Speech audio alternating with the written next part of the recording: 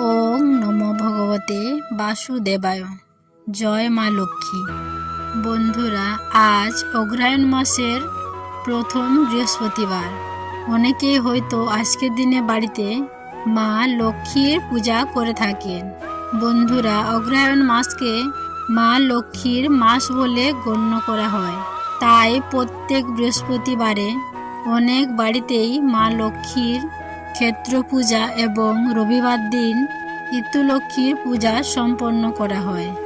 বন্ধুরা, অগ্রহায়ণ মাসের বৃহস্পতিবারে যদি মা লক্ষ্মীর পূজা করে থাকেন তাহলে অবশ্যই এই অগ্রহায়ণ মাসে বৃহস্পতিবারের ব্রত কথাটি একবার হলেও শ্রবণ করতে হয়। যদি কোনো কারণে পূজা নাও করতে পারেন, এই ব্রত কথাটি শ্রবণ করে মা লক্ষ্মীর উদ্দেশ্যে যদি এক মুঠো ধান ও একটি প্রদীপ নিবেদন করতে পারেন, তাতেও মা লক্ষ্মী প্রসন্ন হন। অগ্রহায়ণের বৃহস্পতিবারের ব্রতকথা এই বিষয়ের উল্লেখ রয়েছে যে কেন বৃহস্পতিবার দিন অগ্রহায়ণ মাসে মা লক্ষ্মীকে ধান নিবেদন করতে হয়। আশা করছি দর্শক বন্ধুরা, মা লক্ষ্মীর এই অগ্রহায়ণ মাসের বৃহস্পতিবারের ব্রতকথাটি শ্রবণ করে আপনাদের ভালো লাগবে। শুরু করছি শ্রী শ্রী ক্ষেত্র লক্ষ্মীর অগ্রহায়ণ মাসের বৃহস্পতিবারের ব্রতকথা। ওং বিশ্বরূপস্য ভার্যাসি পদ্মে পদ্মালয়ে শুভে সর্বতোপ্রাহিমাং দেবী মহালক্ষ্মী নমস্তুতে। জয় মা লক্ষ্মী, জয় মা লক্ষ্মী, জয় মা লক্ষ্মী। বহুকাল আগের কথা, এক গরিব ব্রাহ্মণ তার স্ত্রী এবং তাদের একটি সন্তানকে নিয়ে তারা বাস করত। গরিব ব্রাহ্মণ তার দরিদ্র অবস্থার কোনো রকম পরিবর্তন করতে পারল না। ছেলের বয়স মাত্র 5 বছর হতে না হতেই সেই ব্রাহ্মণের মৃত্যু হলো। ব্রাহ্মণী তখন তার ছেলেটিকে নিয়ে খুবই কষ্টে দিন কাটাতে লাগলো। সংসার চালানো এক প্রকার অসম্ভব দেখে ব্রাহ্মণী শেষ পর্যন্ত সিদ্ধান্ত নিল সে তার ভাইয়ের বাড়িতে যাবে। ব্রাহ্মণীর ভাই তার সংসারে আসতে দেখে বলল, দিদি, তোমাদের বসিয়ে খাওয়ার মতো অবস্থা আমার নয়। তোমরা যদি এখানে থেকে খেটে খেতে পারো তাহলেই থাকো, আমার তাতে কোনো আপত্তি নেই। ব্রাহ্মণী কিছু উপায় না পেয়ে তাতেই রাজি হয়ে গেল। ননদ আসতে না আসতেই ভাইয়ের বউ দাসী ছাড়িয়ে দিল, রাখালও ছাড়িয়ে দিল। ছেলেটি তখন ছাগল ও গরু চড়াতে শুরু করলো। তার মা মামার ঘরে দাসীর কাজ করতে লাগলো। একটু বড় হতেই ছেলেটিকে ডেকে মামা বললেন, ওরে বিশে চাষ করতে পারবি নাকি বসে বসে অন্ন ধ্বংস করবি? বিশু বললে, পারবো মামা। তখন তার মামা তাকে হাল কিনে দিল। বিশুও চাষ করতে শুরু করলো। ছেলেটি দিন রাত খুবই পরিশ্রম করতে লাগলো মাঠে গিয়ে, কিন্তু তার মামির তাকে পেট ভরে খেতেও দিত না। ছেলেটির অবস্থা দেখে তার মায়ের মনে খুবই কষ্ট হতো। সে মাঝে মধ্যে মাঠে গিয়ে লুকিয়ে লুকিয়ে কলা, শসা, মুরগি ইত্যাদি যা জোগাড় করতে পারত, চুপি চুপি সেগুলি ছেলেকে খাইয়ে আসতো। সে শসা, কলা ও মুরগি যাই কিছু পেত তা সবার প্রথমে মা লক্ষ্মী তথা ক্ষেত্র লক্ষ্মী দেবীর উদ্দেশ্যে নিবেদন করত। তারপরেই সেই সব খাবার গ্রহণ করত।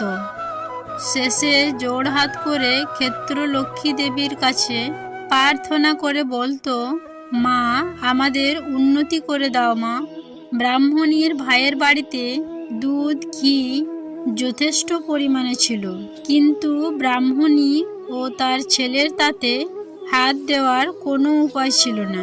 তবু ব্রাহ্মণী মাঝে মধ্যেই লুকিয়ে একটু আধটু তার ছেলেকে খাওয়াতো। এই ঘটনা একদিন হঠাৎ ব্রাহ্মণের ভাজ অর্থাৎ ভাইয়ের বউ দেখে ফেলল। সে তার স্বামীকে বলে অনেক গালাগাল দিয়ে ব্রাহ্মণী এবং তার ছেলেকে বাড়ি থেকে তাড়িয়ে দিল। মা ও তার ছেলে বাড়ি থেকে বেরিয়ে গিয়ে কোথাও আশ্রয় জোগাড় করতে পারল না। শেষ পর্যন্ত একটি বনের গাছতলায় গিয়ে বসল। তারা সারাদিন কিছুই খেতে পায়নি। এই অবস্থায় তারা একটা সময় পর ঘুমিয়ে পড়ল। পরের দিন ভোরবেলা ঘুম ভাঙতেই তারা দেখলো এক বুড়ি ব্রাহ্মণী কিছু ধান হাতে করে তাদের সামনে দাঁড়িয়ে আছে। তাদের ঘুম ভাঙতে দেখেই বুড়ি ব্রাহ্মণী বলল, তোমাদের অবস্থা দেখে মনে হচ্ছে যে কয়েকদিন ধরে তোমরা উপোস করে রয়েছো। এখন এক কাজ করো, আমি এই ধানগুলো তোমাদের দিয়ে দিচ্ছি। এর অর্ধেক ওই পাশের দোকানে গিয়ে তাদের দিয়ে মুড়ি মুড়কি আর বাতাসে এনে খাও। বাকি অর্ধেক ধান ওই মাঠে ছড়িয়ে দাও। মাঠের ধারেই একটা কুঁড়ে ঘর দেখতে পাবে এবং সেখানে যাও, গিয়ে সেখানেই থাকো। এই কথা বলে বুড়ি ব্রাহ্মণী তৎক্ষণাৎ চলে গেল। বুড়ি ব্রাহ্মণীর কথা মতো মা ও ছেলে সেই পতিত জায়গায় ধানগুলো ছড়িয়ে দিয়ে সেই কুঁড়ে ঘরেই বাস করতে শুরু করলো। পরের দিন ছেলেটি সেই পতিত জমিতে গিয়ে দেখলো যে জমি সোনার ফসলে ভরে উঠেছে। মা আর ছেলে তখন আনন্দ আর ধরে না। শিগগিরই এই খবর গিয়ে পৌঁছালো সেই গ্রামের জমিদারের কাছে। জমিদার নিজেই এসে দেখলেন সেই সোনার ফসল আর জানতে পারলেন ওই ব্রাহ্মণেরই ছেলেরই কাজ। তখন তিনি সেই ব্রাহ্মণের ছেলেকে বাড়িতে নিয়ে গিয়ে খুব ঘটা করে তার একটিমাত্র মেয়ের সঙ্গে ছেলেটির বিবাহ দিলেন। যৌতুক হিসেবে সেই পতিত জমিও তাকেই দিয়ে দিলেন। ছেলেটি তখন সোনার ধান কেটে মোড়ায় বাঁধল। কিছুটা ধান সে হাতে বাঁধল, বাকিটা কুঁড়ে ঘরে তুলে রাখল। বিশুর সুখ তখন আর ধরে না। ক্রমে সে সেই পতিত জমিতে এক বিরাট বাড়ি তৈরি করে শুরু করলো।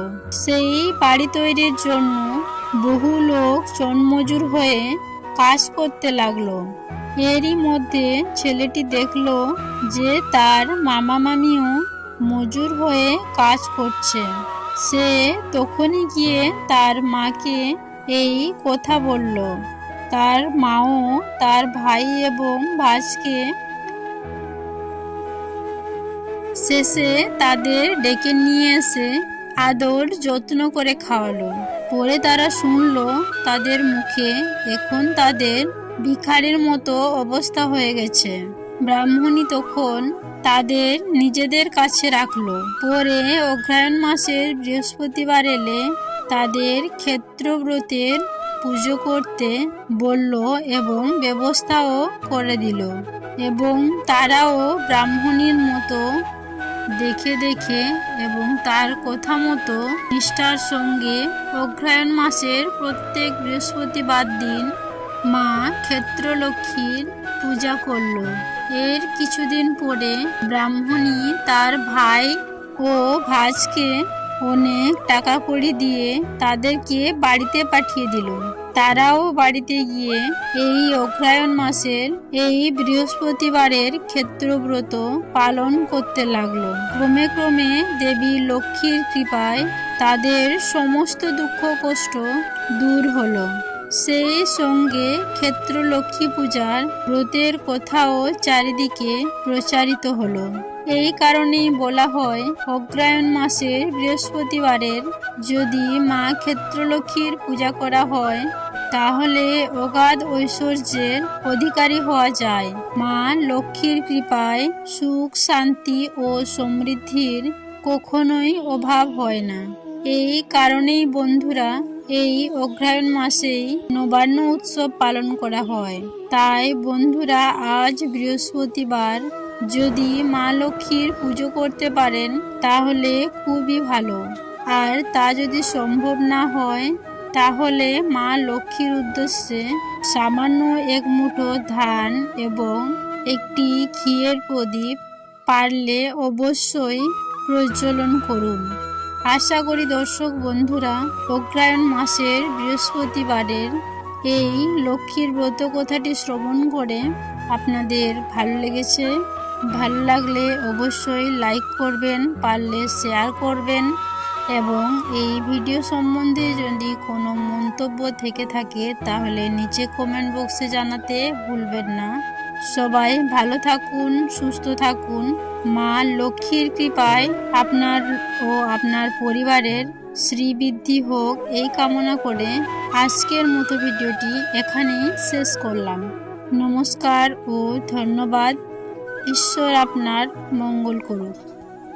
জয় মা লক্ষ্মী।